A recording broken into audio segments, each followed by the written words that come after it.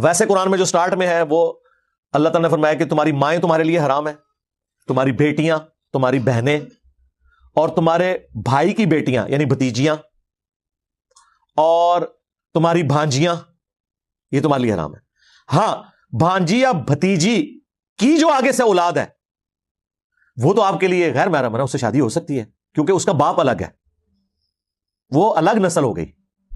تو بھتیجی یا بھانجی سے شادی تو نہیں ہوگی کیونکہ وہ آپ کی محرم ہے، لیکن جب اس کی شادی ہو گئی اور اس بھتیجی یا بھانجی اس کا خامند، وہ تو اور ہے نا، وہ تو نسل ہی ڈیفرنٹ ہوگی۔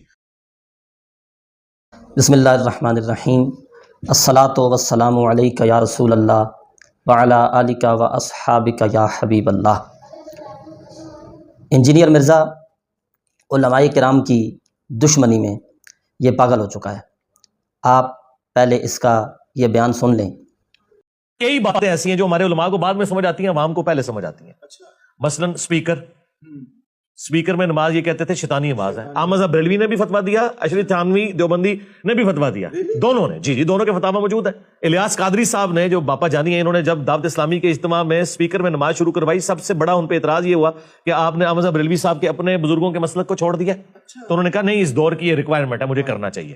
اچھا، تو یہ لرن کیا، پھر یہ سپیکر، اس کے بعد تصویر دیکھ لیں، تصویر پہلے حرام تھی، اس کے بعد یہ مباح ہوئی کہ نہ حلال ہے نہ حرام ہے، پھر مستحب کے بہتر ہے، اب واجب ہے، تصویر کے بغیر مولوی سٹارٹ ہی نہیں ہوتا۔ تو یہ آپ 50-60 سال میں دیکھ رہے ہیں انہوں نے کتنا لرن کیا ہے۔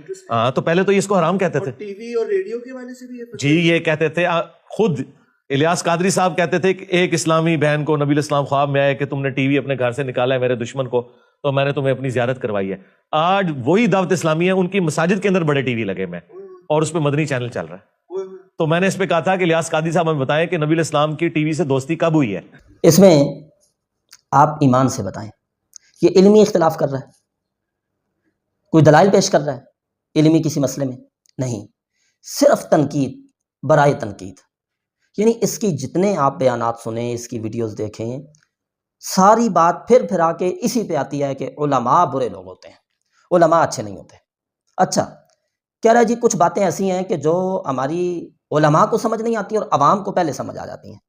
مثلا جی یہ سپیکر کا مسئلہ ہے، تو یہ پہلے اس کو حرام کہتے تھے اور اب یہ حلال ہو گیا۔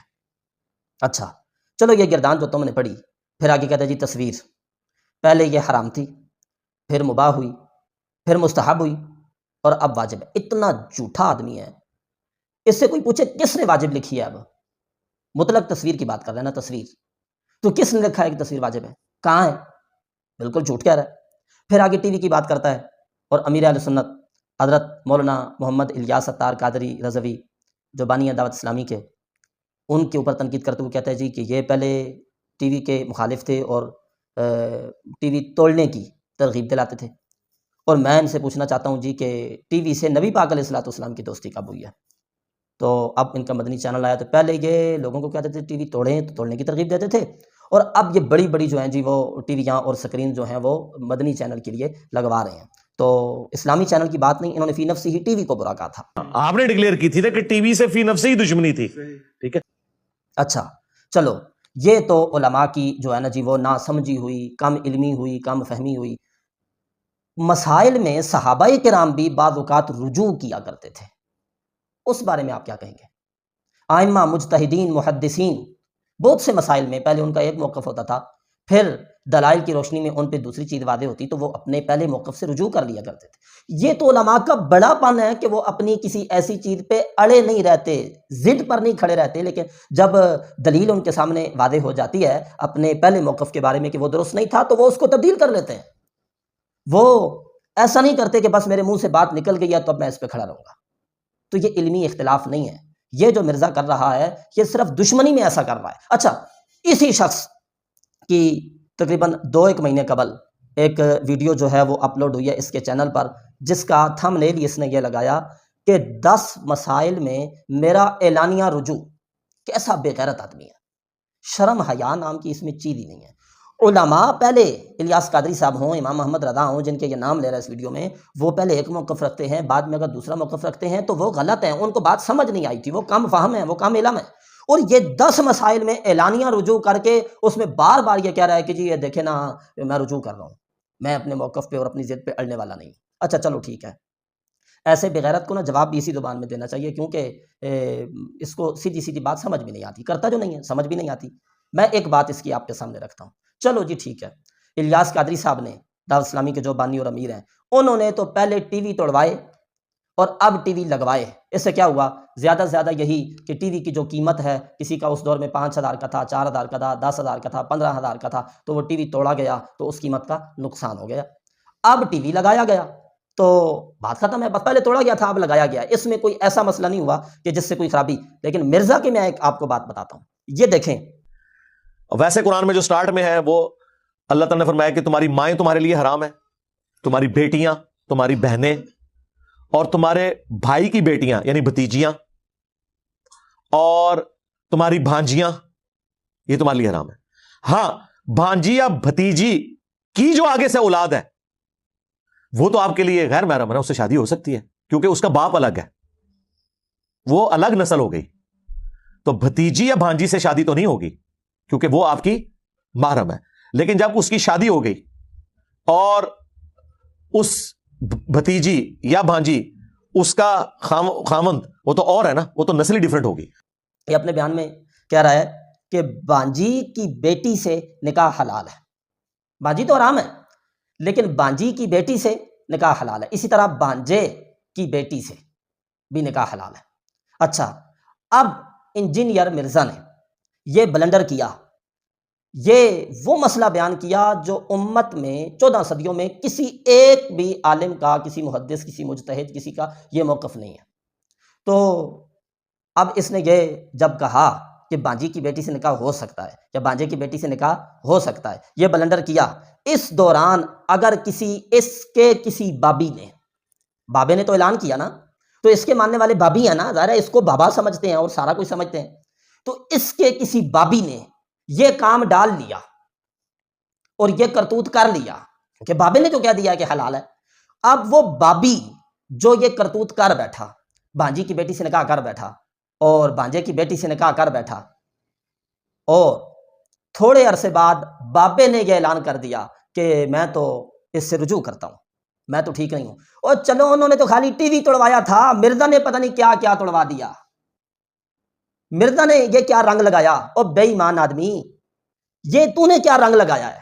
یہ پوری امت کے عام لوگوں کو، خاص لوگوں کو، علماء کو، بلکہ جو زیادہ پڑھے لکھے لوگ نہیں ہیں انہیں بھی یہ معلوم ہے کہ جس طرح بانجی سے نکاح حرام ہے، بانجی کی بیٹی سے بھی نکاح حرام ہے، جس طرح بانجا حرام ہے اس طرح بانجے کی بیٹی بھی حرام ہے۔ تو اب ادھر جو ہے مرزا نے رجوع تو کر لیا، لیکن اس مسئلے میں جو ہے نا جی نقصان کتنا بڑا ہوا۔ اچھا، اس پہ نا کیونکہ بات اپنے اوپر آ گئی نا، تو اب دوسرا بندہ رجوع کرے، وہ تو کم فہم ہے، وہ کم علم ہے، اسے پتہ ہی نہیں، ایک دن اور کہتا ہے، دوسرے دن اور کہتا ہے، اور مرزا اگر یہ کام کرے تو واہ واہ واہ واہ واہ، جو مرزا صاحب نے جو ہے جی وہ رجوع کر لیا اور مرزا صاحب نے جو ہے ایسا کر لیا جی۔ ایک اور جو ہے نا جی کہتا ہے، سوال ہوتا ہے کہ کیا زیادہ ہنسنے سے دل مردہ ہوتا ہے؟ کہ نبی کریم علیہ الصلوۃ والسلام نے ارشاد فرمایا؟ کہتا ہے نہیں، نبی پاک علیہ السلام نے نہیں فرمایا، یہ باپا جانی نے کہا ہے۔ کوئی نبی علیہ السلام نے نہیں فرمایا دل کو مردہ کرتا ہے، یہ باپا جانی نے فرمایا ہے۔ ابن ماجہ شریف کی حدیث اور ترمذی شریف کی حدیث، ہمارا پورا اس پہ جو ہے وہ ہمارے چینل پہ ہمارا ویڈیو کلپ موجود ہے، جس میں جو ہے جی اس کا تھمبنیل یہ ہے کہ مرزا صوفیاء کی دشمنی میں صحیح احادیث کا انکار کرنے لگا۔ اس میں آپ دیکھ سکتے ہیں ہم نے پورے دلائل پیش کیے، دیگر علماء کرام نے بھی، بھئی یہ احادیث موجود ہیں، نبی پاک علیہ السلام نے فرمایا ہے کہ زیادہ ہنسنے سے دل مردہ ہوتا ہے، یہ حدیث کے الفاظ ہیں، موجود ہیں۔ اب تھوڑے عرصے بعد کہتا ہے وہ جی وہ جذبات میں میرے منہ سے یہ بات نکل گئی تھی کہ باپا جانی نے فرمایا تو مجھے بعد میں پتہ چلا۔ تو اس بارے میں پھر کیا کہیں گے آپ؟ پہلے ایک جو ہے نا جی زیادہ ہنسنے سے دل مردہ ہوتا ہے، اس بات کے انکاری تھے اور اس کا مذاق اڑایا آپ نے کہ یہ باپا جانی نے فرمایا ہے، اور تھوڑے عرصے بعد پھر آپ کہہ رہے ہیں حدیث، تو پھر اس جرم کے تو مجرم آپ بھی ہیں اور بڑے مجرم ہیں، اس طرح کے بلنڈر کر کے اور پھر تم کہہ رہے ہو ہم رجوع۔ تو علماء کرام نے اگر اس طرح مسئلہ ہوا تو وہ بھی دلائل کی روشنی میں انہوں نے اپنے موقف سے رجوع کیا، اور یہ بڑے لوگوں کا طریقہ ہوتا ہے۔ لیکن علمی اختلاف کرنا علمی لوگوں کا کام ہوتا ہے، یہ تو بے ایمان آدمی، اس کو معلوم ہی نہیں ہے علمی اختلاف ہوتا کیسے ہے۔ اچھا، پھر ٹی وی کے بارے میں کس طرح کی یہ گھٹیا گفتگو کر رہا ہے کہ جی پہلے ٹی وی توڑوائے اور پھر نبی پاک علیہ السلام کی دوستی کب سے ہو گئی؟ اور بے ایمان آدمی، دوستی کی بات یہ ہے جب ٹی وی پہ ننگی عورتیں ناچیں تو پھر نبی پاک علیہ السلام کو بری لگتی ہیں، اس پر تو آپ کو نہیں معلوم ہے۔ نبی پاک علیہ السلام کو کیا اچھا لگتا ہے اور کیا برا لگتا ہے. تو جب ٹی وی پہ ننگی عورتیں ناچیں، گانے، فلمیں، ڈرامے، باجے، یہ چیزیں ہوں گی تو وہ بری لگتی ہیں، وہ ٹی وی توڑنے ہی کے قابل ہے نا، کیونکہ وہ گناہ کا آلہ ہے. اچھا پھر کہتے ہیں جی اسلامی جو چینلز ہیں ان کا استثناء نہیں کیا تھا فی نفسی، انہوں نے یہ کہا ہے کہ تلاوت سننی بھی جائز نہیں ہے. اور اصل میں مسئلہ یہ تھا، مدنی چینل کے آنے سے پہلے میرا چیلنج ہے تم کوئی ایسا چینل بتاؤ جس پہ عورت نہیں آتی تھی. وہ جو تلاوت ہوتی ہے، میں نے کہا ہاں تلاوت ہوتی ہے، پر وہ تلاوتیں باجیاں کر رہی ہوتی تھی. وہ جی فلانا چینل ہے جی اسلامی نعتیں، میں کہا ہاں نعتیں پڑھتی ہیں پر اس پہ بھی باجیاں پڑھتی ہیں، اس پر بھی عورتیں پڑھتی ہیں اور ننگے سر پڑھتی ہیں، بے پردہ عورتیں ہوتی ہیں. تو وہ غیر اسلامی چینل تھے، ایک بھی نہیں تھا. یہ ہمارا جو ہے نا جی چیلنج ہے. میں کوئی بتائے نا مدنی چینل کے علاوہ کوئی اس طرح کا چینل تھا کہ جس پہ کوئی عورت نہیں آتی تھی. تو پھر ظاہر بات ہے وہ نبی پاک علیہ الصلوۃ والسلام، دلائل جب موجود ہیں اسلام میں کہ وہ نبی پاک علیہ السلام کو برا لگتا ہے تو اس لیے توڑوائے. اور پھر جب ایسا چینل دے دیا ان کا متبادل دے دیا کہ جس میں صرف اور صرف اسلامی تعلیمات ہیں اور عورت کی آواز نہیں ہے، بے پردہ تو بے پردہ، با پردہ عورت بھی نہیں ہے، اس میں تلاوت ہے، نعت ہے، بیانات ہیں، سوال جواب ہیں، مسائل لوگوں کے حل کیے جاتے ہیں، یہ چیز ہے تو ظاہر ہے یہ چیز جائز ہے. اور اس کے لیے پھر ٹی وی لگوا لیا گیا. ان کا یہ کام بھی کہ وہ ننگی عورتوں سے منع کرنے کے لیے ٹی وی توڑوائیں اور پھر تلاوت قرآن کے لیے ٹی وی لگوائیں، تو یہ مرزے کو سمجھ نہیں آ رہا اور اس پہ کہہ رہا ہے. مجھے یہ بتاؤ یہ جو درمیان میں حاجیوں کی بیٹیوں کو رگڑ چکے ان کے بارے میں اس بابے کا پھر کیا کہنا ہے؟ بابی تے گئے نہ کھڈے وچ. تو سمجھنے کی ضرورت ہے اس شخص کی بات کا کوئی سر پیر نہیں ہوتا. صرف اور صرف کسی بھی طریقے سے اس نے علماء کرام کی دشمنی کرنی ہے، علماء کے خلاف نفرت لوگوں کے ذہنوں میں بھرنے کی کوشش کرنی ہے. یہ بات کہ علماء اپنے موقف سے رجوع کرتے ہیں، یہ علماء کرام کو اس پہ خراج تحسین بنتا ہے کہ وہ ضد پیڑنے والے نہیں ہوتے. جب دلائل ان کے سامنے آتے ہیں تو اپنے سابق موقف سے وہ رجوع کر لیتے ہیں اور قرآن و حدیث کی طرف جو ہے نا وہ متوجہ ہو جاتے ہیں. اللہ تعالیٰ اس مرزا جلمی کے دجل و فریب سے بچنے کی توفیق عطا فرمائے. وآخر دعوانا الحمدللہ رب العالمین.